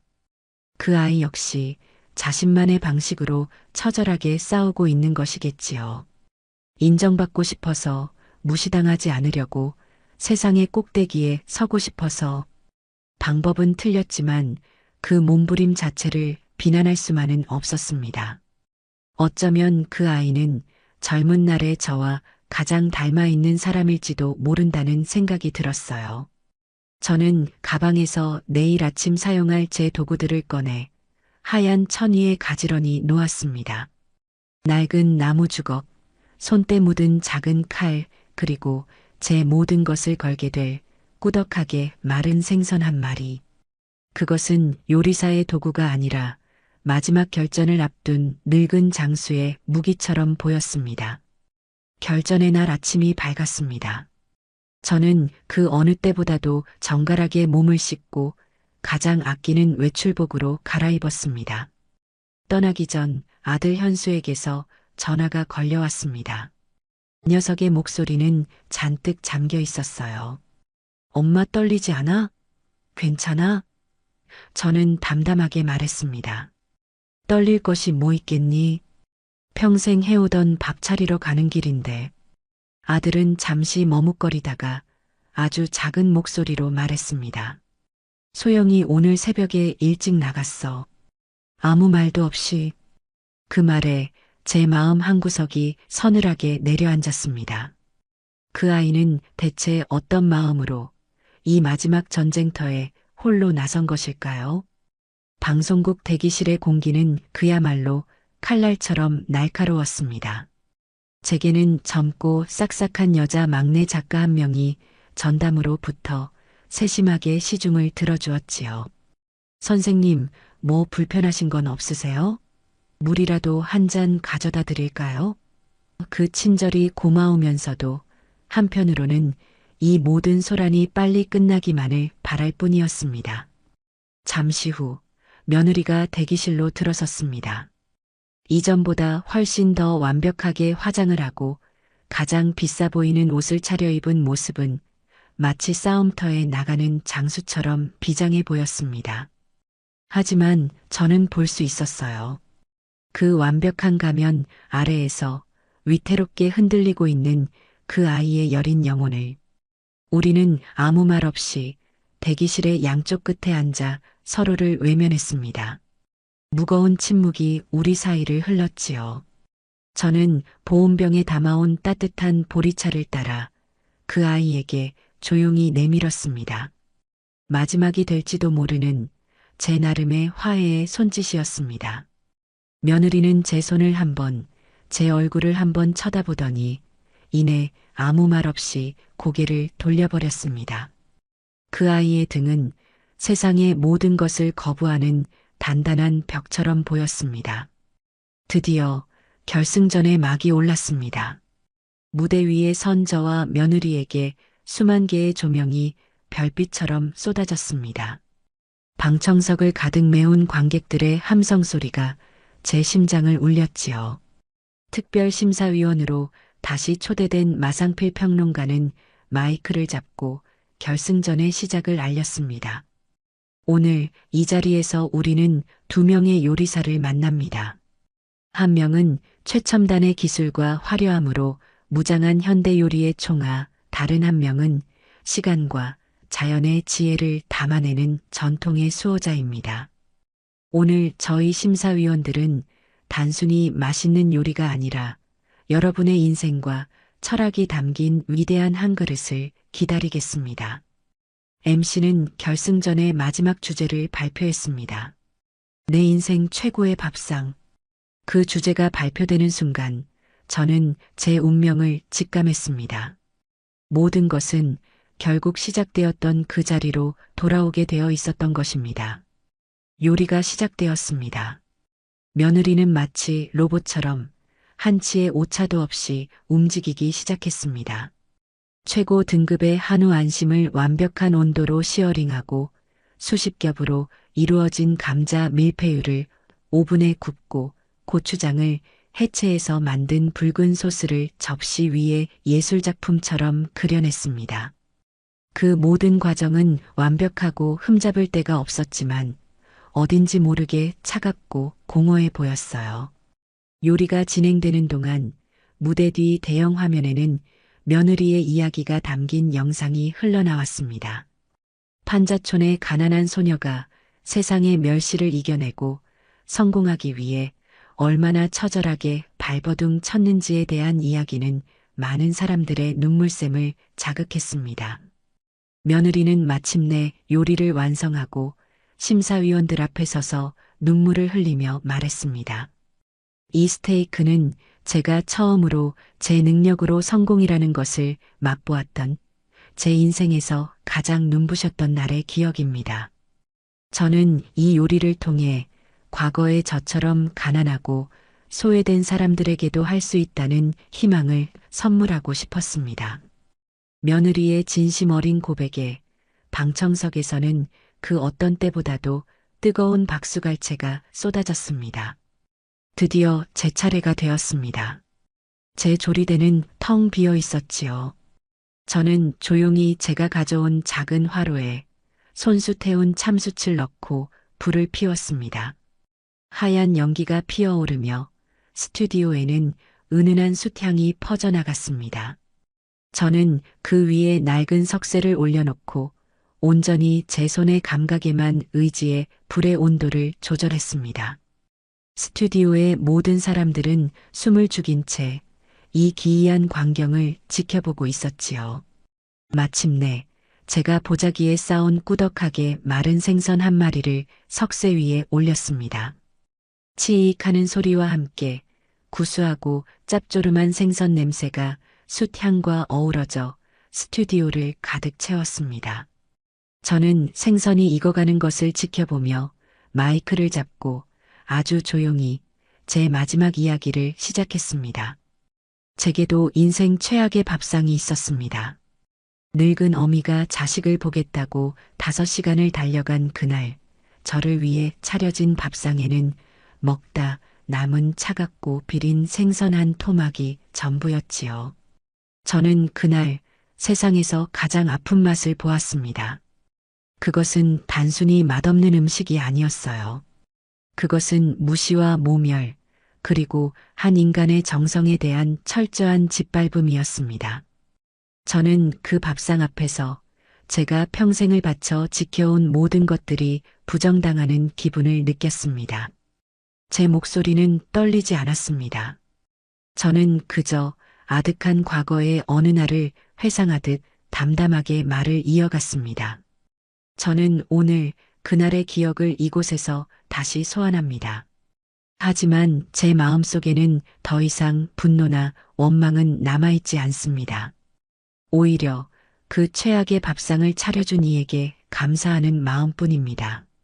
그 지독한 경험은 역설적이게도 제게 최고의 밥상이란 무엇인가에 대한 가장 근원적인 질문을 던져주었기 때문입니다. 최고의 밥상이란 세상에서 가장 비싼 재료나 남들이 흉내낼 수 없는 현란한 기술로 만드는 것이 아니었습니다. 최고의 밥상은 바로 마음으로 차리는 것이었습니다. 밥을 짓는 사람의 따뜻한 마음, 그리고 그 밥을 먹는 사람을 존중하는 마음. 그 마음과 마음이 만날 때 비로소 한 그릇의 밥은 이 세상 그 어떤 진수성찬보다도 위대한 음식이 되는 것이지요. 저는 가장 완벽하게 구워진 생선을 접시에 담고 갓 지어 김이 모락모락 나는 흰쌀밥 한 공기와 제가 직접 담근 잘 익은 김치 몇 조각을 곁들여 심사위원들 앞에 내놓았습니다. 그리고 마지막으로 무대 저편에 서 있는 며느리를 처음으로 똑바로 쳐다보며 말했습니다. 저는 이 생선 한 토막에 그날 제가 받지 못했던 따뜻한 마음과 존중, 그리고 그럼에도 불구하고 당신을 기꺼이 다시 품고 싶다는 용서를 담아 구웠습니다. 제 인생 최고의 밥상은 그 어떤 화려한 순간이 아니라 바로 오늘 이 자리에서 한때는 죽도록 미워했던 사람마저도 기꺼이 따뜻하게 먹이고 싶다는 제 마음을 깨닫게 된 바로 밥상입니다. 제 말이 끝나자 스튜디오는 깊은 침묵에 휩싸였습니다. 심사위원들은 아무 말 없이 제 음식을 경건하게 맛보았고 며느리는 더 이상 고개를 숙이지 않았습니다. 그저 텅 빈 눈으로 저를 그리고 제가 차려낸 밥상을 멍하니 바라보고 있었지요. 마상필 평론가는 젓가락을 내려놓고 눈시울이 붉어진 채로 말했습니다. 저는 오늘 한 그릇의 요리가 아니라 한 편의 위대한 서사시를 보았습니다. 이것은 음식이 아니라 구원입니다. 이보다 더 완벽한 최고의 밥상은 제 인생에 다시는 없을 겁니다. 결과는 이미 모두가 알고 있었습니다. MC가 제 이름을 최종 우승자로 외쳤을 때 하늘에서 수만 개의 꽃가루가 쏟아져 내렸습니다. 제 눈에서는 뜨거운 눈물이 뺨을 타고 흘러내렸습니다. 그것은 승리의 기쁨도 복수의 희열도 아니었습니다. 길고 길었던 제 아픈 상처가 드디어 오늘 이 자리에서 따뜻한 한 끼의 밥으로 다시 태어났다는 안도감의 눈물이었습니다. 우승이 확정되는 순간 제 주변의 세상은 온통 하얀빛과 우레와 같은 함성으로 가득 찼습니다. 천장에서 쏟아져 내리는 꽃가루는 마치 한겨울의 폭설 같았고 귀가 먹먹할 정도로 터져나오는 음악 소리와 사람들의 함성은 현실감을 잃게 만들었지요. 눈앞에서는 수십 개의 카메라 플래시가 쉴 새 없이 터져나와 저는 잠시 눈을 뜰 수조차 없었습니다. 그 혼돈의 한가운데에서 저는 마치 홀로 멈춰버린 섬처럼 우두커니 서 있었습니다. 바로 그때였습니다. 익숙한 그림자가 인파를 헤치고 제게로 달려와 와락 저를 껴안았습니다. 아들 현수였습니다. 녀석은 제 어깨에 얼굴을 묻은 채 어린아이가 서러움에 북받쳐 울듯 엉엉 소리 내어 울었습니다. 엄마 미안해. 내가 너무 한심했어. 그리고 고마워. 정말 고마워. 엄마 녀석의 뜨거운 눈물이 제 어깨를 적셨습니다. 저는 그런 아들의 등을 말없이 아주 오랫동안 토닥여 주었지요. 우리가 이룬 이 소란스러운 승리 뒤에 우리가 치러야 했던 아픈 대가들이 주마등처럼 스쳐 지나갔습니다. 그 찰나의 순간 제 눈에 무대 반대편의 광경이 들어왔습니다. 환호하는 사람들과 축하를 건네는 스태프들 사이를 한 사람이 유령처럼 조용히 빠져나가고 있었습니다. 며느리 최소영이었습니다. 그 아이는 단 한 번도 뒤를 돌아보지 않았습니다. 세상의 모든 빛을 등진 채 어두운 무대 뒤편의 출구로 마치 연기처럼 스며들어 사라져버렸지요. 그 작고 위태로운 뒷모습에서 저는 그 아이의 무너져 내린 세상의 무게를 보았습니다. 승리의 환호성 속에서 저는 오히려 패배자의 깊은 고독을 느꼈습니다. 특별심사위원이었던 마상필 평론가가 제게 다가와 제 손을 잡으며 말했습니다. 선생님, 오늘 저희에게 음식 이상의 것을 보여주셨습니다. 진심으로 존경합니다. 그의 눈에는 한 인간에 대한 깊은 존중이 담겨 있었지만 제 마음은 조금도 기쁘지 않았습니다. 그날 밤 아들이 운전하는 차를 타고 호텔로 돌아오는 길은 길고 고요했습니다. 라디오도 켜지 않은 차 안에는 우리 두 사람의 무거운 숨소리만이 가득했지요.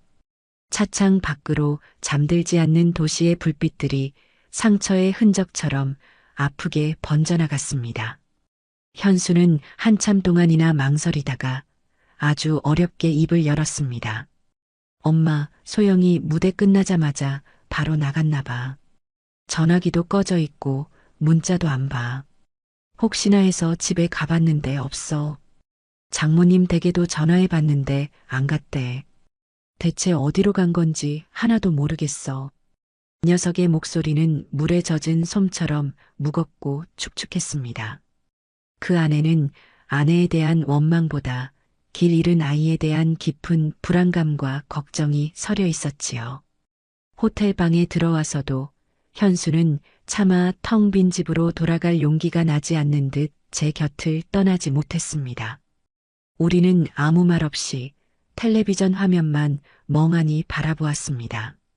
마침 뉴스에서는 방금 끝난 결승전 소식을 전하며 저와 며느리의 모습을 번갈아 보여주고 있었지요. 화면 속에서 환하게 웃고 있는 제 모습과 핏기 없이 서 있던 며느리의 모습이 기묘하게 겹쳐 보였습니다. 저는 그런 아들의 어깨를 조용히 다독이며 말했습니다. 지금은 그 아이에게 혼자만의 시간이 필요한 게야. 스스로의 상처를 들여다보고 모든 것을 처음부터 다시 생각할 시간. 우리가 할 수 있는 것은 그저 묵묵히 기다려주는 것뿐이다. 진짜 가족이라면 그 정도 기다림은 견뎌내야 하는 것이겠지. 다음 날 아침 저는 방송국에서 마련한 공식 우승자 기자회견에 참석했습니다. 수십 명의 기자들 앞에서 제 인생에서 가장 밝은 조명을 받았지만 제 마음은 오히려 더 무거웠습니다. 기자들은 약속이라도 한 듯 제게 며느리에 대한 질문을 집요하게 던졌습니다. 한 젊은 기자가 날카롭게 물었지요. 결국 며느리를 이기셨는데 복수에 성공한 기분이 어떠십니까? 저는 그 기자를 잠시 쳐다보다가 온화하지만 단호한 목소리로 대답했습니다. 나는 내 며느리와 싸워 이긴 것이 아닙니다. 나는 내 인생의 편견과 싸워 이긴 것입니다. 음식을 서열과 과시의 도구로 생각하는 세상의 그릇된 생각과 싸워 이긴 것입니다. 내 며느리는 나의 적이 아니라 어쩌면 그 그릇된 세상의 가장 큰 피해자일지도 모릅니다. 또 다른 기자가 물었습니다. 앞으로 며느님과의 관계는 어떻게 하실 계획이십니까? 저는 잠시 숨을 고른 뒤 제 진심을 담아 말했습니다. 미운 것도 한 식구고 고운 것도 한 식구지요. 부부싸움은 칼로 물베기라는데 고부간의 갈등이라고 별 수 있겠습니까? 다 세월이 약이고 밥정이 약이지요. 저는 언제라도 그 아이와 함께 밥 먹을 준비가 되어 있습니다. 그저 우리 며느리 아가가 이번 일을 계기로 세상에는 돈이나 명예보다 더 소중한 가치가 있다는 것을, 사람의 마음을 얻는 것은 화려한 기술이 아니라 따뜻한 진심이라는 것을 깨닫게 되었으면 하는 바람뿐입니다. 저는 결코 며느리를 탓하거나 비난하지 않았습니다. 그것이 제가 그 아이에게, 그리고 그 아이를 여전히 사랑하는 제 아들에게 해줄 수 있는 마지막 배려라고 생각했기 때문이지요. 그리고 저는 그 자리에서 제 인생의 새로운 계획을 구체적으로 발표했습니다. 저는 이 과분한 우승 상금을 저처럼 음식에 진심을 담고 싶지만 그 방법을 배울 기회가 없었던 젊은이들을 위해 온전히 사용하고 싶습니다. 제 고향에 정성 가득 밥상이라는 이름의 작은 요리 학교를 세우겠습니다. 그곳은 단순히 요리 기술을 가르치는 학원이 아닐 겁니다. 함께 텃밭을 가꾸고 함께 장을 담그고 함께 밥을 지어 먹으며 흙의 소중함과 기다림의 가치 그리고 나눔의 기쁨을 배우는 공동체가 될 것입니다. 밥 한 그릇에 담긴 따뜻한 마음과 사람에 대한 존중을 가르치는 그런 공간을 만들고 싶습니다. 제 발표가 끝나자 기자회견장은 그 어떤 때보다도 진심 어린 박수 소리로 가득 찼습니다. 그렇게 서울에서의 모든 공식 일정을 마치고 시골집으로 돌아왔을 때 저를 기다리고 있는 것은 깊은 고요와 함께 찾아온 거대한 허탈감이었습니다. 길고 길었던 싸움이 끝나고 나니 제 마음속에 커다란 구멍이 뚫린 듯한 기분이었지요. 저는 며칠 동안 아무것도 하지 않고 멍하니 툇마루에 앉아 있기만 했습니다. 이 요란한 승리의 끝에 남은 것이 결국 아들의 부서진 가정이라면 나의 이 싸움은 대체 무엇을 위한 것이었을까? 그런 자책감이 저를 괴롭혔습니다. 며칠 뒤 현수가 홀로 저를 찾아왔습니다. 아들의 얼굴은 이전보다 훨씬 더 깊은 시름에 잠겨 있었지만 그 눈빛만은 이상할 정도로 차분하고 단단해 보였어요. 이 녀석은 툇마루에 저와 나란히 앉아 그동안 있었던 일들을 아주 상세하게 그리고 너무나도 고통스럽게 털어놓았습니다.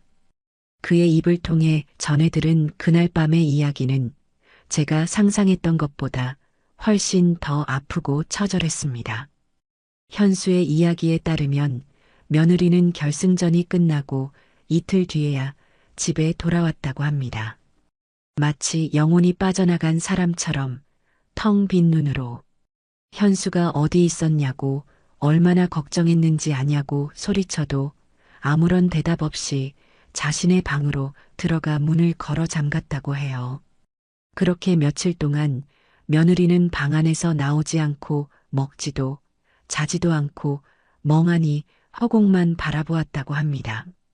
현수는 그런 아내의 방문 앞에서 어찌할 바를 모르고 발만 동동 구를 뿐이었지요. 그러던 어느 날 밤 며느리가 처음으로 방문을 열고 나와 현수를 식탁에 앉혔다고 합니다. 그리고는 자신의 모든 것을 남김없이 쏟아냈다고 해요. 자신이 왜 그렇게 성공에 집착했는지, 왜 그렇게 화려한 것들로 자신을 갑옷처럼 둘러야만 했는지, 지독히도 가난했던 어린 시절, 늘 무시당하고 소외당했던 깊은 상처가 그 아이를 평생 동안 너는 부족해, 너는 증명해야 해라고 채찍질해왔던 것이었지요. 며느리는 본물 터진 듯 울면서 고백했다고 합니다. 나는 그냥 사랑받고 싶었어. 더 이상 무시당하는 내가 아니라 모두가 우러러보는 내가 되어서 당신에게도 세상에게도 사랑받고 싶었어. 그런데 나는 전부 틀렸어. 내가 평생을 바쳐 쌓아 올린 그 모든 것이 당신 어머니의 그 따뜻한 밥 한 그릇 앞에서 먼지처럼 아무것도 아닌 것이 되어버렸어. 나 이제 어떻게 살아야 할지, 무엇을 믿고 살아야 할지 정말 하나도 모르겠어. 그 처절한 고백 앞에서 현수는 처음으로 가장으로서의 무게를 짊어지기로 결심했다고 합니다. 이 녀석은 우는 아내를 가만히 안아주며 아주 단호하게 그리고 세상에서 가장 슬픈 목소리로 말했다고 해요. 소영아, 당신 말이 맞아. 당신은 틀렸어. 하지만 그건 당신이 부족하거나 능력이 없어서가 아니야. 당신은 단 한 번도 자기 자신을 온전히 사랑해 준 적이 없었어. 항상 다른 사람의 시선이라는 감옥 속에서 상처받은 어린아이를 채찍질하면서 자신을 증명하기 위해서만 살아왔잖아. 당신이 엄마에게 한 짓, 그리고 그 지독한 경쟁 속에서 당신 자신에게 한 짓, 그 모든 것이 결국은 자기 자신을 아끼지 않았기 때문에 벌어진 일이야. 나는 더 이상 당신과 엄마 사이에서 비겁하게 숨지 않을 거야. 나는 이제 당신의 남편으로서 당신을 지켜주고 싶어. 그러기 위해서 우리 잠시 떨어져서 각자의 시간을 갖자. 당신에게도 그리고 나에게도 남을 위해서가 아니라 온전히 자기 자신을 돌아보고 사랑하는 법을 배울 시간이 필요해. 나는 여기서 당신을 기다릴게. 당신이 진짜 당신의 모습으로 돌아올 때까지. 그 말을 끝으로 며느리는 아무런 대답 없이 작은 가방 하나만 챙겨 들고 집을 나섰다고 합니다.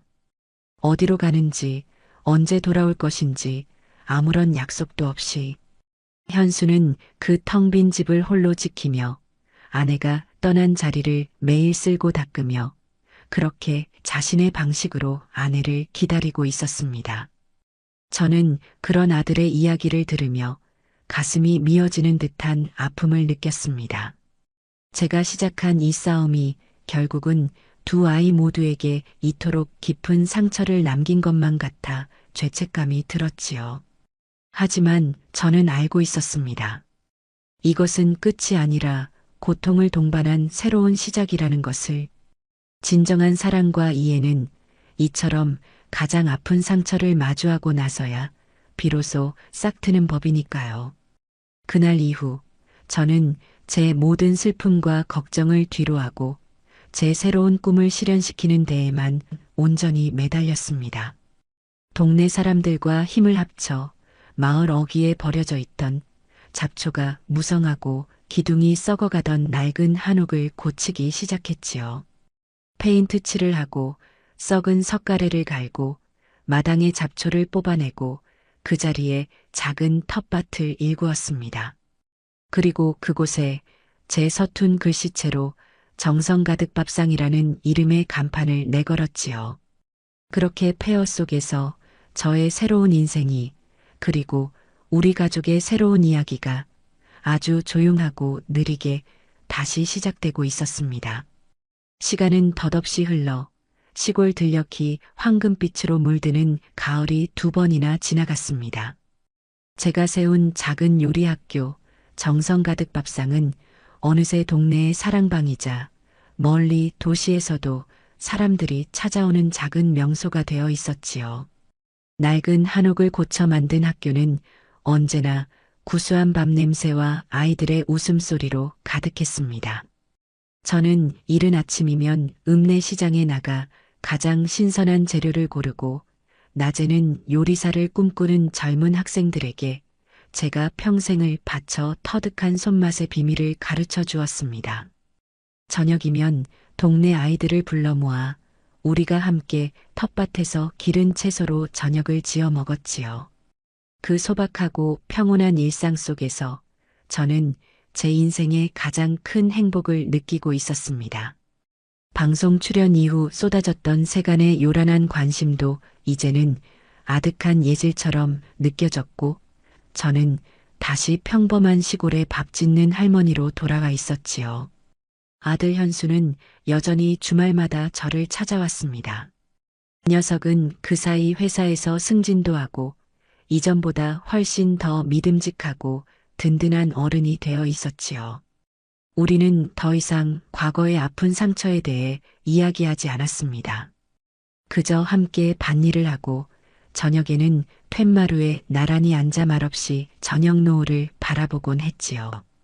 며느리의 소식은 2년이 다 되도록 알 길이 없었습니다. 현수는 더 이상 아내를 찾거나 불안해하지 않았습니다. 그저 언젠가는 돌아올 사람이라는 것을 믿는 듯 묵묵히 자신의 삶을 살아가며 아내의 빈자리를 지키고 있었지요. 그 깊고 단단한 기다림을 저는 말없이 곁에서 응원해 줄 뿐이었습니다. 그러던 어느 늦가을 오후였습니다. 그날은 유독 하늘이 높고 햇살이 따사로웠지요. 저는 학생들과 함께 마당에서 내년에 쓸 메주를 쓰기 위해 커다란 가마솥에 콩을 삶고 있었습니다. 한참 구수한 콩 익는 냄새가 온 마을에 퍼져나가고 있을 때였어요.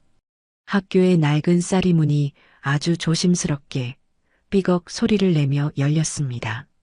고개를 들어보니 그곳에 한 여인이 서 있었습니다.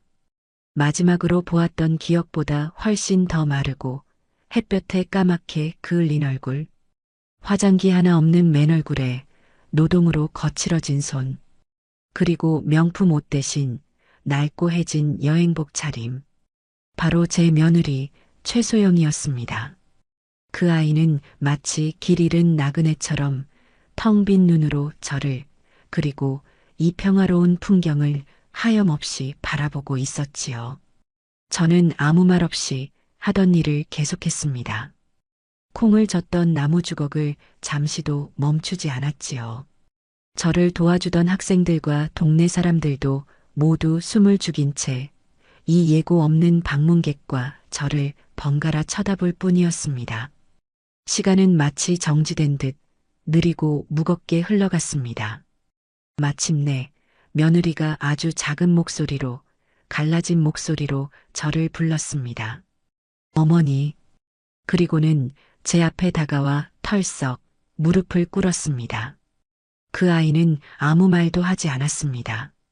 그저 땅바닥에 이마를 대고 아이처럼 어깨를 들썩이며 오랫동안, 아주 오랫동안 울기만 했습니다.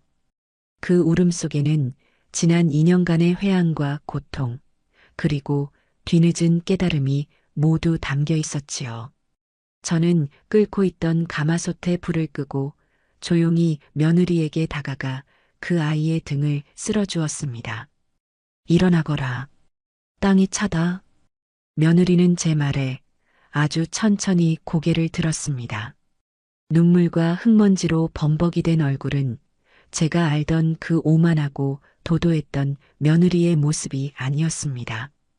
그저 길고 긴 방황 끝에 집으로 돌아온 지친 딸의 모습이었지요. 그날 이후 며느리는 정성 가득 밥상에 머물기 시작했습니다. 그 아이는 제게 용서를 구하지도 변명을 늘어놓지도 않았습니다. 그저 매일 새벽 저보다 먼저 일어나 아궁이에 불을 지피고 학교의 구석구석을 쓸고 닦고 굳은 일을 도맡아 했습니다. 저는 며느리에게 아무것도 묻지 않았습니다.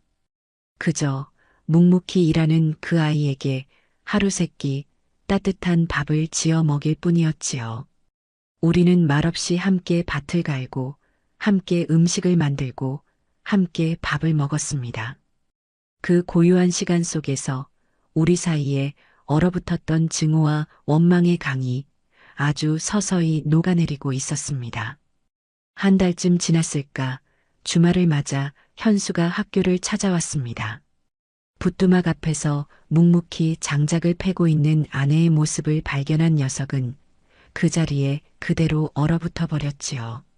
두 사람은 한참 동안 수만 가지의 감정이 담긴 눈으로 서로를 바라보기만 했습니다. 그날 저녁 우리 세 사람은 2년 만에 처음으로 한밥상에 둘러앉았습니다. 며느리가 불을 지펴 지은 밥과 현수가 읍내에서 사온 막걸리, 그리고 제가 끓인 구수한 청국장. 그것만으로도 세상 가장 완벽한 밥상이었습니다.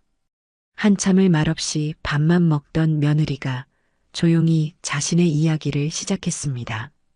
집을 나간 뒤 전국 팔도를 떠돌며 이름 없는 시골의 작은 식당들을 찾아다녔다고 합니다. 그곳에서 설거지를 하고 허드렛 일을 도우며 돈 한 푼 받지 않고 어깨너머로 요리를 배웠다고 해요.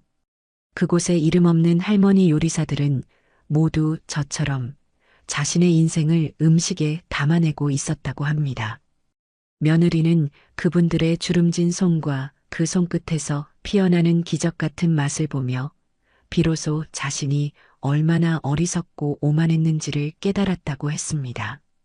그리고 그 길의 끝에서 자신이 돌아와야 할 곳은 결국 이곳 정성 가득 밥상이었다는 것을 알게 되었다고 했지요.